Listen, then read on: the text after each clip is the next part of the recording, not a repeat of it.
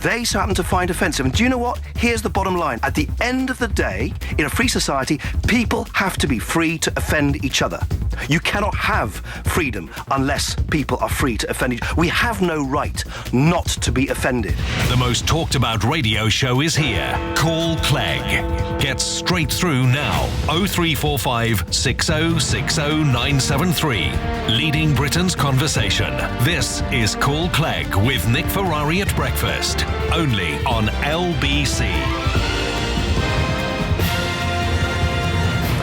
Time for Call Clegg with me, Nick Clegg, here on LBC. So I'll be here for the next half an hour taking your questions. So do call on 0345 6060 973. Email at nickclegg@lbc.co.uk. And, of course, you can watch on the website lbc.co.uk. So let's go straight to the first caller. Ali in Greenford. Hello, Ali. Hi, Nick. Morning to everyone. Would you agree with me in saying that these cartoons controversy shows the hypocrisy and double standards when the argument about free speech is used against Muslims? The reasons I'll say it for twofold, and I do not agree with either of these examples. David Irving was jailed for denying the Holocaust, and Diodin Balabala has been arrested for tweeting "Je suis Chéri Koulibaly." Right. He's the French comedian, isn't he? Just to remind the listeners what that is, and he's conflating those two recent stories. Right, Ali, let's hear from the Deputy Prime Minister. Well, look, Ali, I can only talk to you about the British law, and British law is clear that freedom of expression is extensive. It should be protected, but there are some legal constraints that if you are seen to be inciting hatred, violence, that can put you on the wrong side of the law, and everyone must, of course, abide by the law. But within those pretty wide parameters, I think, and that's been obviously the subject of a great deal of debate, rightly, over the last several days, is we need to, remember that we all retain the right in an open, democratic society to say things to each other that someone somewhere may not like. So just, Ali, come back to you in just a second. You won't be least bit surprised, Deputy Prime Minister. This has been the source of a lot of debate here on LBC. Suppose you were the editor of a magazine, or indeed the editor of a television or radio programme. You can knowingly offend a certain group of people there. Yeah. Yes, of course. I mean, it's not for me. It's not for me as a politician, obviously, to try and put myself in the place of an editor or a journalist. But the matter of sort of principle, which is, are editors free to put things on the front cover that they know will offend? That they know will offend. That is something that is part and parcel of the freedom that we enjoy. Yeah. Okay, Ali, come back on. Yeah. So you will condemn the prosecution of the guy who burnt the poppies about 3 years ago, who was convicted by the district judge at Westminster Magistrates. Of course you would, wouldn't you? Because he was free to burn those poppies, and if people took offence, tough. And those guys that were provoking the families of the dead soldiers when they were arriving in the United Kingdom from places like Afghanistan and Iraq, because of course they were, according to your logic, entitled. Yeah, no, Ali, you're quite right in saying that if you defend freedom of expression, you've got to be as consistent about it as you can, and not just sort of defend those people whose views you happen to choose at any one moment to think are okay, and then somehow pour derision or condemnation on people who express views that you don't like. It's, by the way, the reason why back in 2008 it was Liberal Democrats who changed our very, very outdated blasphemy laws that actually applied, increasingly outdated constraints on freedom of expression. It's why, a couple of years ago, it was Liberal Democrats who moved to scrap from the statute book Labour's laws, which had actually prevented people from using words which were insulting. Ali? So you would condemn the conviction of the chap who burnt the poppies, and that was clearly an injustice and wholly unacceptable in your judgment, correct? I don't. To be honest, I don't remember the case or the law under which I can find the details, Ali. As I said, if you break the law, yeah, straight answer then. That's the point. The hypocrisy is in the law because it protects some's right not to be offended over others. Hence Muslims. Well, as I was just trying to explain to you, whether it is changing the law so that you can insult other people, which was deemed to be unlawful under Labour, whether it's changing the outdated blasphemy laws, whether it's changing the laws on protest that used to inhibit protest, which were deemed to be offensive to others. Those are changes which my party have actually spearheaded precisely for the reason that you say, Ali, which is that freedom of expression is not a sort of selective thing. Of course, it's not. And just to go back, at least. Mr. Clegg, we go back to 2011. A Muslim extremist Madhur Chowdhury of Spitalfields, East London, was fined £50 for offences under the Public Order Act, guilty of burning poppies as a protest in West London on Armistice Day. He interrupted the 2-minute silence to chant "British soldiers burn in hell" and then burnt the poppies. District Judge Howard Riddle said this 2-minute chanting when others were observing silence followed by a burning was a deliberate insult to the dead and those who mourn or remember them. So just coming back to Ali's point, Deputy Prime clearly Minister, I agree with the judge's sentiments. Of course. But publishing the cartoon is let me see if I can use it, is a deliberate insult to Muslims and to those who worship Muhammad. So where's the difference? It's deeply offensive to many Muslims. Well, it's a deliberate insult. Well, that's my point. The law of the land used to prevent you from saying things which are insulting to other people. I've actually my party's taken action precisely for the reasons that Ali pointed out, to say if you're going to defend freedom of speech, then you can't be selective about which insults you find permissible and which you don't. So we should be able to burn poppies. The boundary. Look, on the poppies part, I literally, without remembering the case or what laws were were being applied at the time. I really can't provide a helpful answer to Ali. What I can do is, for the reasons I've described, explain that not only do I agree with some of the assertions that Ali are making, which is one can't be sort of one-eyed about one's view of freedom of speech, and that sometimes you need to defend the right of people to say things that you yourself might find offensive or abhorrent, but we've actually acted on it to change the law to make sure that freedom of speech is more evenly applied. But you do see that there is a grey area here, Deputy Prime Minister. You cannot burn poppies, you can deliberately offend Muslims. Well, I suspect in the case that you said to me, it was all about him, the law that was being applied, that he was inciting public unrest in the place where he was, amongst the other people he was with, wherever he did that, by the sounds of it. But I need to look into it. As I said also to Ali, there is a limit in British law, which is when freedom of expression topples into incitement to violence. So of course, this is running into the crowded cinema and shouting fire, this sort of thing, isn't it? That analogy, which is inciting violence or others. No, of course, those are there are no doubt we will be able to come up with some real and hypothetical cases where that law is tested. That's what judges are there for. That's what courts are there for. The point I'm trying to make to Ali is he makes a very simple first principle point, which is that you can't be selective about freedom of speech. You need to try and be as even-handed as possible, regardless of your own views. And I was trying to explain to him on the changes to the blasphemy law, on the changes to Labour's illiberal legislation, which prevented people from saying insulting things to each other in demonstrations. Not only do I agree with the principled assertions he's made, we've acted on it as well. All right. Should we move on? Ali, thank you. Where do we go now, Mr. Clegg? Anthony in Boreham Wood. Hello, Anthony. Hello, Mr. Clegg. And hello, good morning, Nick. Hello, sir.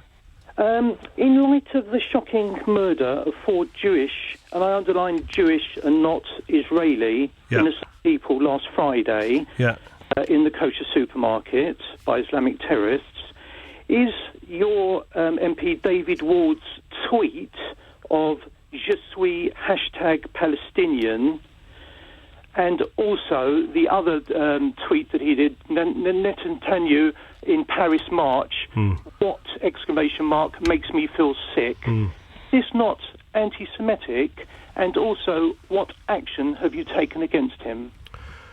So, in direct answer to your question, Anthony, I think what David Ward did, and he's, as you know, he's got a long record of blurting these things out in this way, was crass, was stupid, was insensitive, was offensive. Clearly, you've quite understandably taken offence. Do I judge those tweets to be racist? No. As you know, he's been suspended in the past for other tweets that he has made, which have caused offence.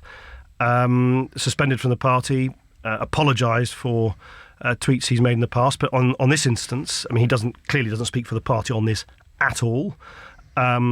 And as I say, I cannot be more unambiguous in condemning what I think is a highly insensitive way of behaving. But in answer to your question, do I think they were racist?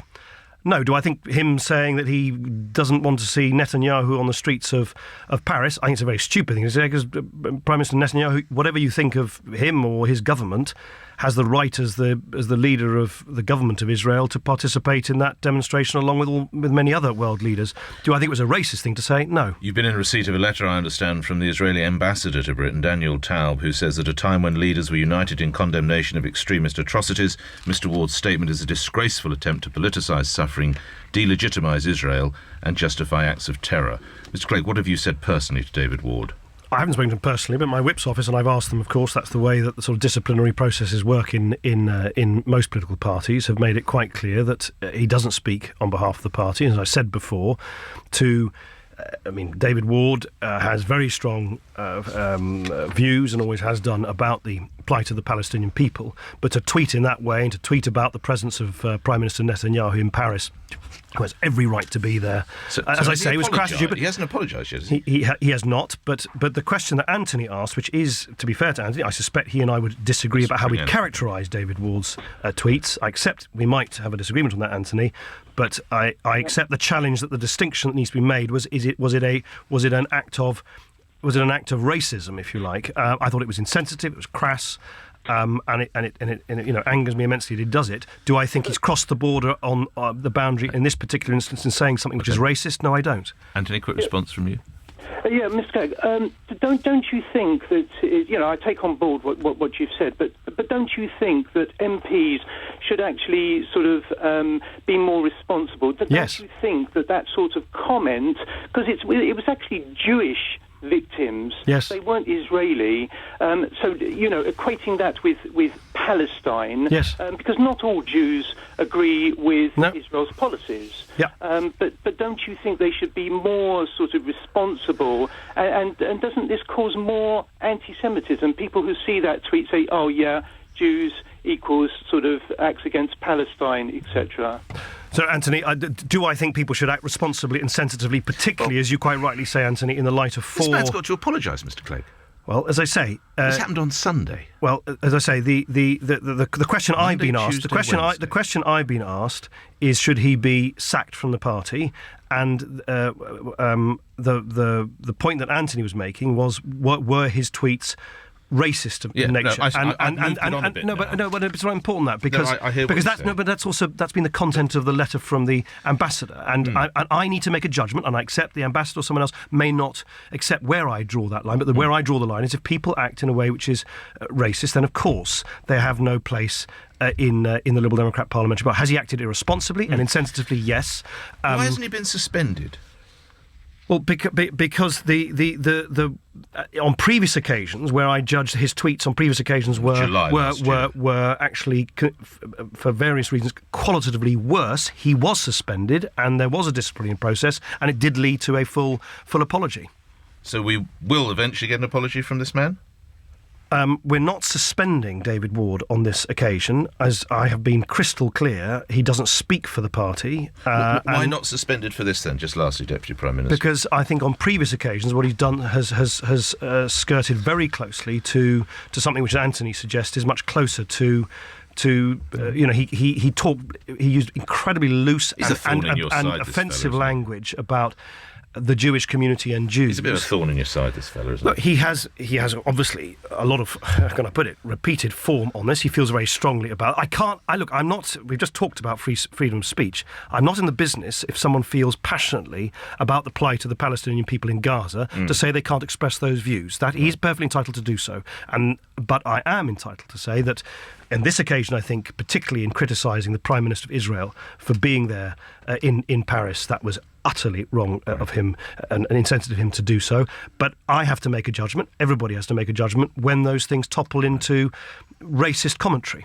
We move on. Where do we go? Kevin in Upminster.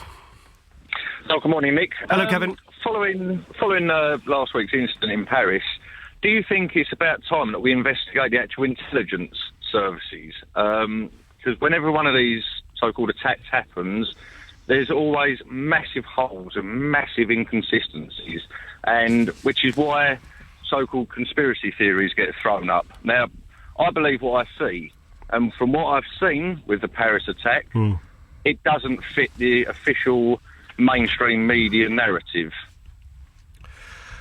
What don't you believe? Sorry, excuse me, David, but what don't you... It was virtually played out in front of your eyes. Played out, exactly. Well, Kevin, what don't you believe? I had a call on this yesterday. The damage. No, that's fair enough. I'm not arguing with you. That's I'm me just saying I believe what I see. The police officer who was meant to have been shot, I know what a bullet can do to something and some body. Let's just take this more broadly. What we can perhaps look at is the supposed failure of the security services.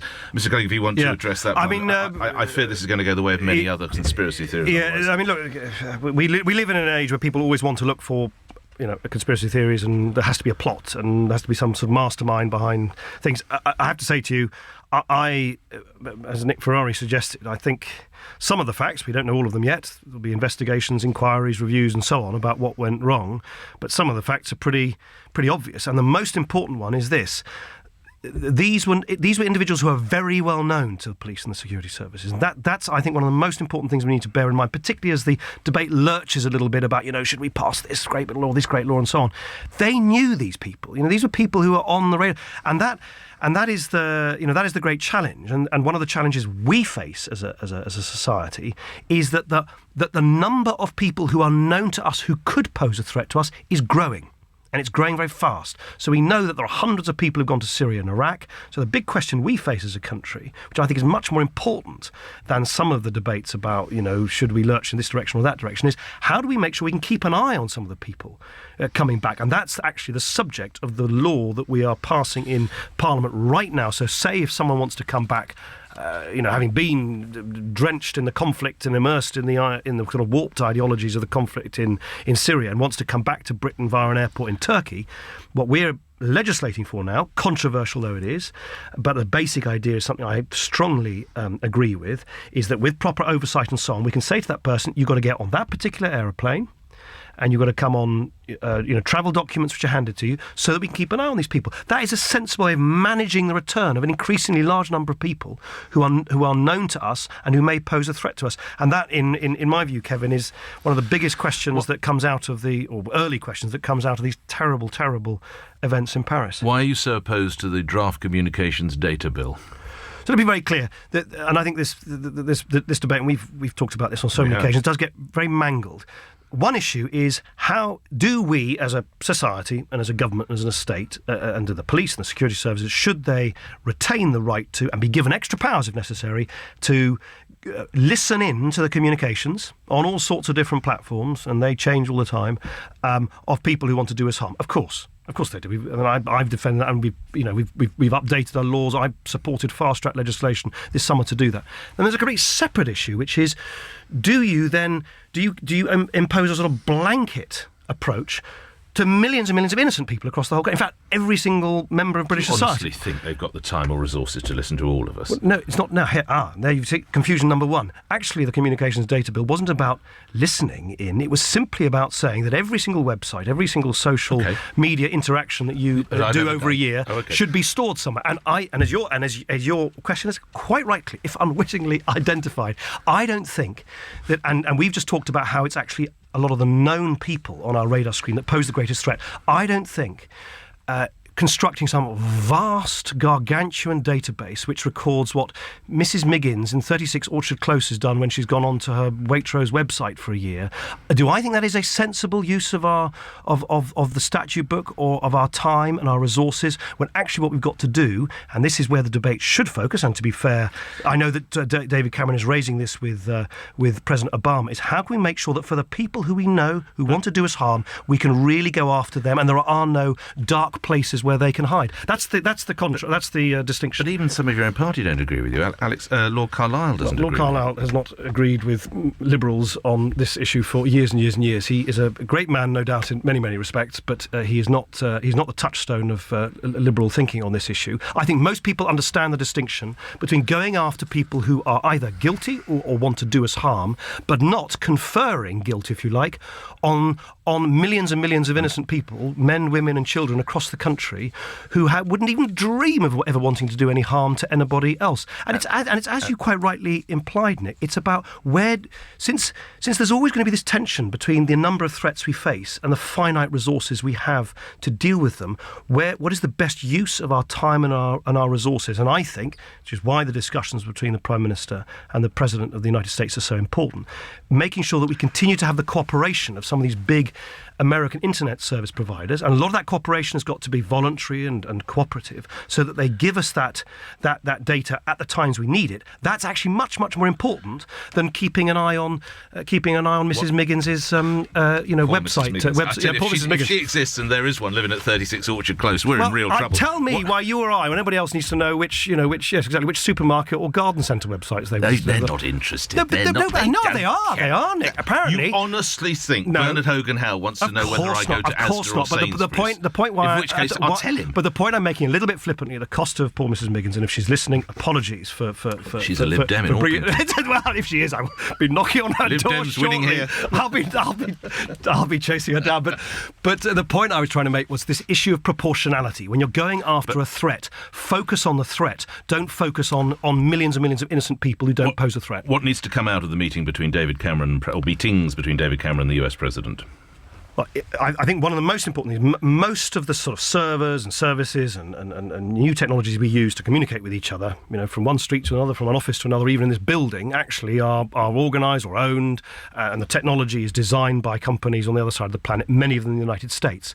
And it gets very, very techy because some of them store some of the data, some don't. They're all designed rather differently. But we rely very heavily as a country on their cooperation, on the cooperation of these companies.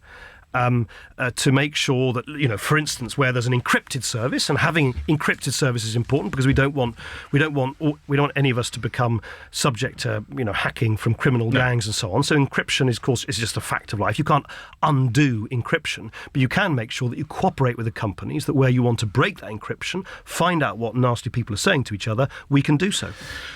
Lastly, on President Obama, is it true one of the more recent occasions he met the two of you, when he saw you, he said, the good-looking one? Where was that? I once read that when President Obama, the two of you walked in the room, the Prime Minister was slightly ahead of you, and when you came in, Obama said, the good-looking one. Well, there's a man of sound judgment. It's only something I heard. We move on to other calls. Paul in Islington. Hello, Nick and Nick. Hello. I'd just like to see if you have any more mood on the fact that our Prime Minister seems to be trying to weed himself out of these debates.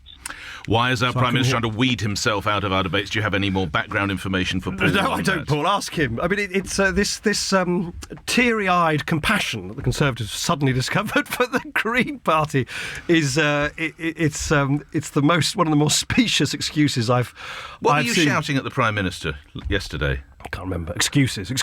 Well, what did you mean by that? Well, he's just going from one excuse after the next. I mean, it's just... Look, there's any number of different parties. The last time I looked, Plaid Cymru has as many MPs as the Greens and UKIP combined. The SNP have twice as many. DUP have more than twice. I mean, at the end of the day, the point that I've been making to David Cameron, and he really, I just think he'd sell himself a lot of anguish over the next several weeks and months, because people are going to continue to sort of mock the way he's running away from all of this, is just to accept the basic principle. It's not up to him or to me or to Ed Miliband or to Nigel Farage or anybody to decide how these debates finally take place. It's for the broadcasters to put forward proposals. They've put forward proposals. As it happens, I'm not totally happy with the proposals they've put forward, but everybody's going to have to sort of swallow their pride and put the interests of the British people who want these debates to take place first.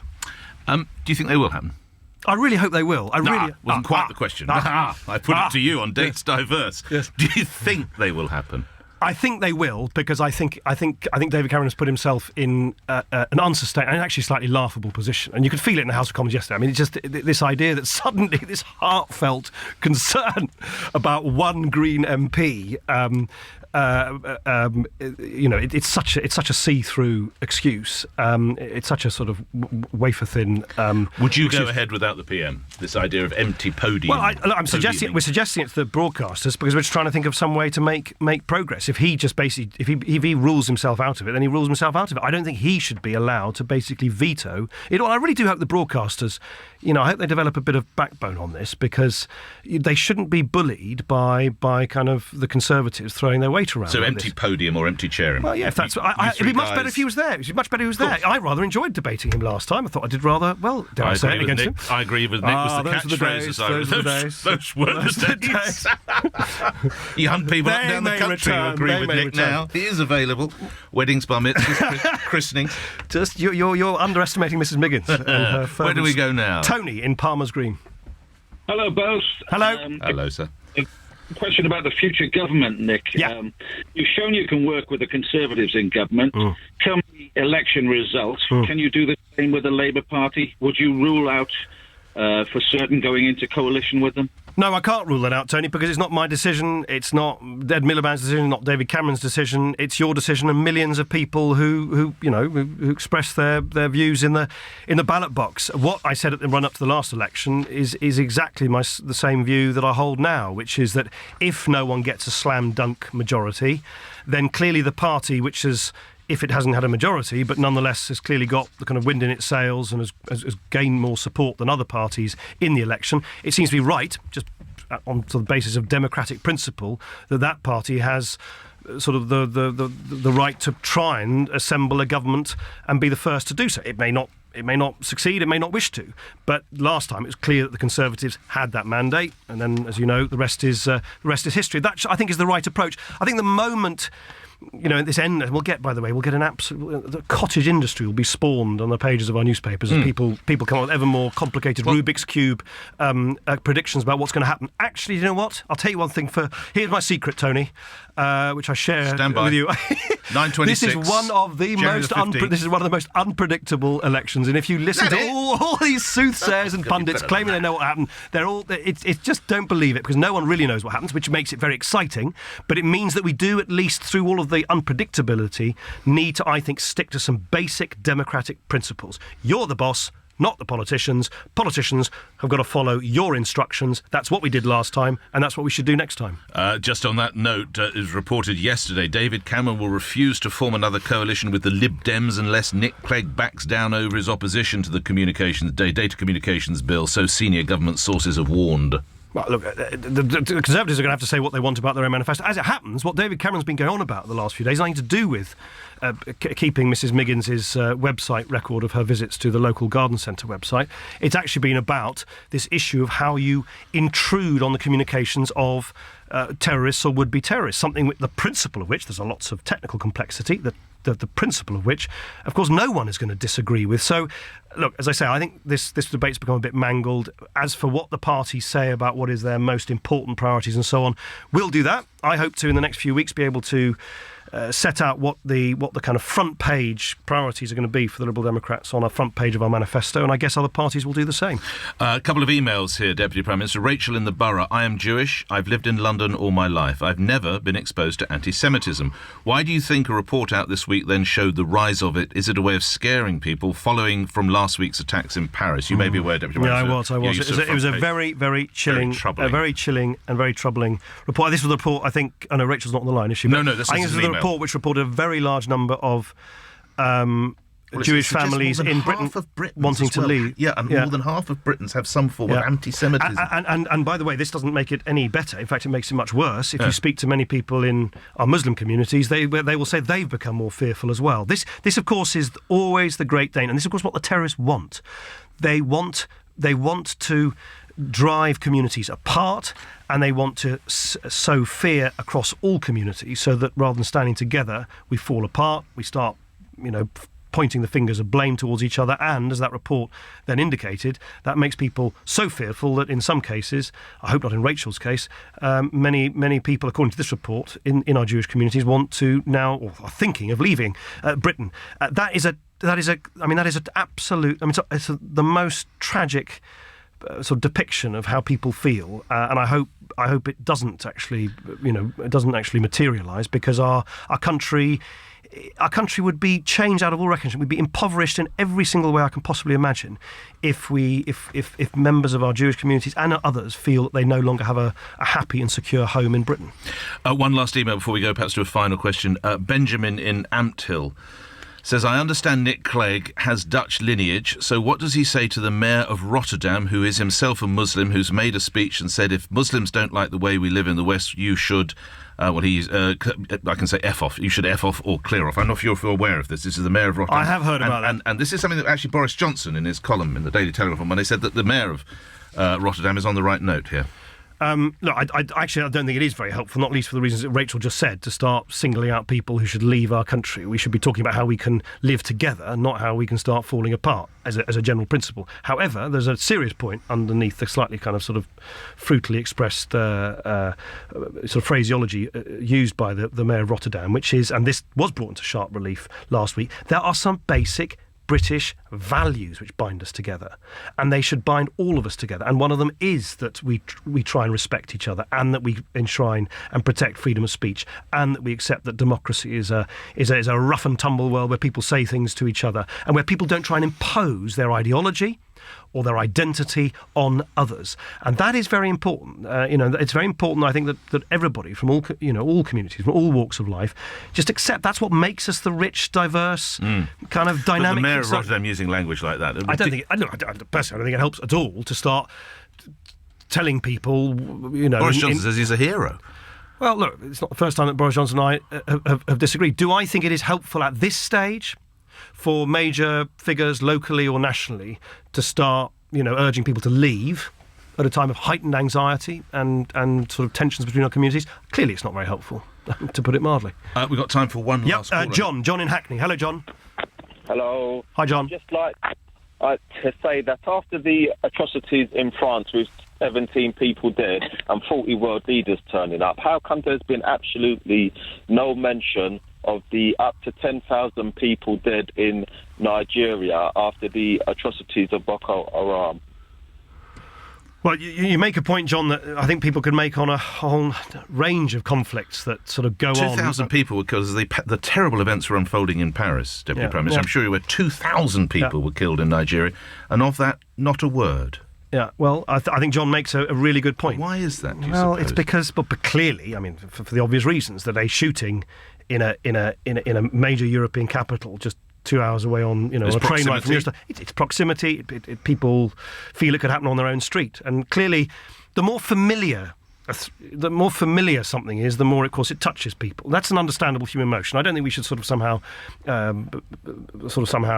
poo-poo that. Or that's understandable. But John's point is a good one. Is that we must remember that there are human lives being lost in conflicts and persecution from North Korea to Nigeria on a huge scale, day in, day out. And maybe, as John has implied, this is a good occasion also to remember that we should worry about what happens far afield, just as much as we worry about the loss of life close to home. But I think, John, the explanation is not an unsurprising one, and nor an unreasonable one. Which is, of course, we're most shocked when something happens much closer to home, and which we quite rightly identified as a threat which might happen in our own community as well. And isn't it also tragically, unfortunately, I'll come back to you, John, in a second, that tragically, these events have been going on for a while, yes. So we are sort of inured to it in a way we're not with the events in Paris. Quick response from you, John. How come there's been absolutely no mention by the British government on this? Well, I don't think that is the case. I think the Foreign Office, of course, is aware of this and does. I mean, and it's not for me to say why newspapers will cover one thing or not another. Yeah. But I think Nick Ferrari is quite right in saying that the other blunt truth is that sometimes when conflicts and tragedies, whether they are, harrowing pictures of malnourishment in parts of Africa, when they sort of go on for some time, we sometimes become a bit inured to it. And you're right, John. We should always remind ourselves that horror is horror. All right, let's try and just lift it all and leave on a lighter note. How much weight has the Prime Minister put on? I did. Now, listen, I've been asked a lot of questions about the relationship between myself and the Prime Minister's two leaders of the coalition. The idea that I keep a forensic watch on his weight. But have you noticed during PMQs that his backside has got broader when he's addressing the House? Have you intimated to him? Have you just sort of whispered salad bar or something like that under your breath? I'm so busy sort of saying excuses that I'm not focused, unsurprisingly, on his weight. But apparently, according to today's headlines, a 20-minute brisk walk. Yes, that'll helps do it. Everybody. That'll do it. That'll do it. So that's it. Yeah. First time I've seen you in the flesh this year. Given up smoking? Most of the time. What are you down to now? I worry. I'm not going to. I know you do. Your concern and your compassion. It's always, as I present. say, an ongoing struggle. Always present. Good luck, Deputy Prime Minister Nick Clegg. Thank you for being here on Call Clegg on LBC. The Deputy Prime Minister has told LBC he thinks the leaders' debates will take place in the run-up to the general election. David Cameron is standing by his decision not to take part unless the